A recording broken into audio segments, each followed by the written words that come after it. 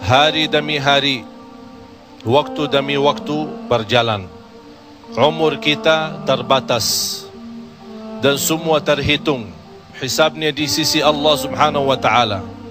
Umur kita sejak kita dilahirkan sampai akan meninggal dunia sudah semua ditentukan oleh Allah Subhanahu wa taala. Di antaranya rezeki. Malah rezeki itu salah satu rahasia Allah Subhanahu wa taala, dan Allah Subhanahu wa taala sendiri yang mengaturkan rezeki manusia. Bukan hanya rezeki manusia, bahkan seluruh makhluk Allah di muka bumi. Wa ma min dabbatin fil ardi illa 'ala Allahi rizquha. Setiap makhluk yang berjalan di muka bumi, Allah Subhanahu wa taala yang mengaturkan rezekinya. Walaupun rezeki kita sudah ditentukan oleh Allah, tapi sebagaimana kata Amirul Mukminin Umar bin Al-Khattab radhiyallahu anhu, inna as-samaa'a la tumtiru dhahaba. Ketahuilah langit itu tidak akan menurunkan hujan emas. Walaupun rezeki kita sudah ditentukan dan ditakdirkan oleh Allah Subhanahu wa taala, tetap kita punya kewajiban untuk berusaha. Allah Subhanahu wa taala menerangkan banyak di dalam Al-Quran, فَإِذَا قُضِيَتِ الصَّلَاةِ فَانْتَشِرُوا. Bergeraklah, berjalanlah, berikhtiarlah, berusahalah. فَانْتَشِرُوا فِي الْأَرْضِ وَابْتَغُوا مِنْ فَضْلِ اللَّهِ. Carilah karunia Allah, anugerah Allah, rizki Allah.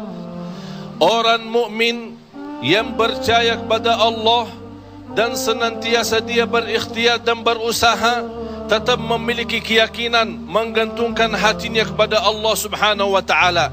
Itu yang namanya tawakkal qalbu. Bukan hanya tawakkal usaha, bukan hanya kita percaya kepada kemampuan diri kita atau kita percaya kepada kecerdasan kita, tapi tetap kita senantiasa memohon pertolongan Allah Subhanahu wa taala. Dan segala amalan itu tergantung niat. Innamal a'malu binniyat wa innama likulli imri'in ma nawa. Kita punya amal, tapi sebelum kita beramal, sebelum kita berusaha, sebelum kita berikhtiar, tolong Bapak Ibu jangan lupa nawaitu. Saat kita mencari nafkah dan rezeki, nawaitu dia untuk apa?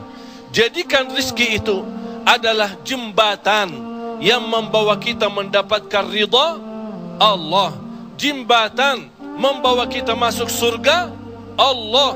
Itulah nawaitu. Hal-hal kecil dengan nawaitu bisa menjadi besar di sisi Allah Subhanahu wa taala. Ada orang nawaitu dia mencari nafkah dan rezeki, begitu dia mendapatkan rezekinya, dia nawaitu untuk memenuhi hak-haknya, kewajibannya terhadap istrinya, kewajiban terhadap anaknya. Sampai Rasul bersabda, sampai seorang suami suapin istrinya diberikan pahala sedekah. Coba bayangkan, berarti nawaitu itu sangat berarti. Oleh karena itu Bapak Ibu jangan tinggalkan nawaitu. Di mana anda berada, apa urusannya, mau kemana, tolong dihadirkan nawaitu. Karena dengan niat, disitulah akan kita sama-sama mendapatkan petunjuk Allah Subhanahu wa ta'ala. Semoga senantiasa kita dalam ikhtiar dan usaha kita, selalu kita menambah keyakinan dan kepercayaan kita kepada Allah Subhanahu wa ta'ala. Hari ini kita berusaha berikhtiar, menghadapi sedikit kesulitan dan kesusahan, jangan kita berkata, kenapa Allah tidak melancarkan rizki dan usaha saya? Tapi harus bertanya kepada diri kita, apa salah saya? Apa kekurangan saya? Barangkali kalau kita muhasabah diri, oh ternyata hari ini saya merasa susah rizki karena ketiduran salat subuh tadi. Saya merasa malam ini tidak lancar karena saya lupa baca Al-Quran. Saya hari ini merasa tidak baik karena saya ketinggalan salat malam. Inilah muhasabah diri. Al-Imam Muhammad ibn Sirin pernah dia mencela orang, mencaci maki orang. Itu orang miskin. Orang itu tersinggung. Kata Imam Muhammad ibn Sirin, saya menunggu ucapan saya ini, menunggu akibahnya, menunggu balasannya 40 tahun. Coba bayangkan, hanya satu ucapan dia takutin, dia fikirkan, apalagi perbuatan. Bapak Ibu, berapa banyak perbuatan kita salah, berapa banyak kita melanggar aturan Allah, berapa kali kita menjauhkan diri dari perintah Allah, padahal kita semua hafal. Wa may yattaqillaha yaj'al lahu makhraja. Barang siapa yang takwa kepada Allah, akan Allah jaminkan diberikan jalan keluar dari segala kesusahan, dari segala kesempitan. Berarti kalau kita berdoa, kita berikhtiar, kita berusaha, tapi masih kita menghadapi kesusahan dan kesulitan, pasti ada sesuatu yang tertinggal. Salah satu amalan di samping ikhtiar dan usaha kita adalah zikrullah, terutama istighfar. Karena termasuk istighfar adalah salah satu kunci mendatangkan rezeki. Sebaik istighfar itu sepanjang waktu, pagi, siang, sore, malam. Naik motor, jalan kaki, naik bis, mau kemana-mana, tidak keberatan kita membasahi lidah dengan istighfar. Malah ada seorang sahabat Rasulullah sallallahu alaihi wasallam, "Ya Rasulullah, berikan kepada aku amalan yang menjaminkan aku masuk surga." Rasul menjawab, "La yazalu lisanuka ratban min zikrillah." Basahi lidahmu dengan zikir kepada Allah. Kunci rizki Bapak Ibu adalah zikrullah. Kunci rizki zikrullah, di antaranya istighfar. Allah subhanahu wa ta'ala menjaminkan dalam Al-Quran di surat Nuh, "Faqultu astaghfiru rabbakum innahu kana ghaffara." Apa manfaatnya istighfar? Yursilis samaa alaikum midrara wa yumdidukum bi amwalin wa banin wa yaj'al lakum jannatin wa yaj'al lakum anhara. Dengan istighfar terjamin keturunan.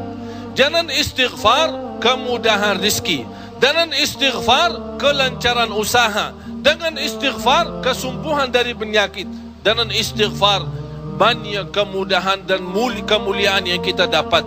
Kalau memang ingin ditambah rezeki kita, kalau belum sempat haji, kita ingin berhaji.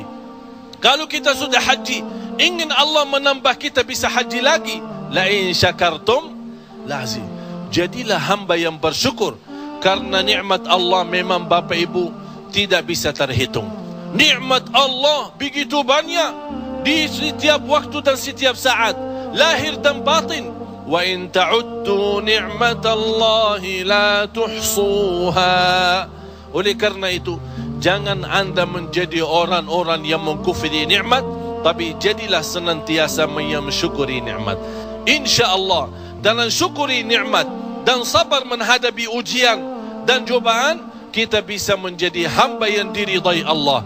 Kalau Allah sudah ridha kepada kita, InsyaAllah segala amal ibadah kita akan diterima, dan segala usaha dan ikhtiar kita akan dipermudahkan oleh Allah subhanahu wa ta'ala.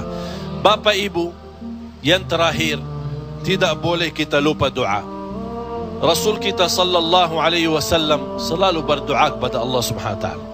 Padahal dia Rasul, terjamin pertolongan Allah. Senjata orang mukmin adalah doa, dan pintu langit bisa dibuka dengan doa, dan doa itu kapan saja dan bisa sampai kepada Allah tanpa waktu dan tanpa batas. Selama kita masih berdoa kepada Allah, selama masih kita memohon kepada Allah, Allah akan senantiasa mendengar doa kita.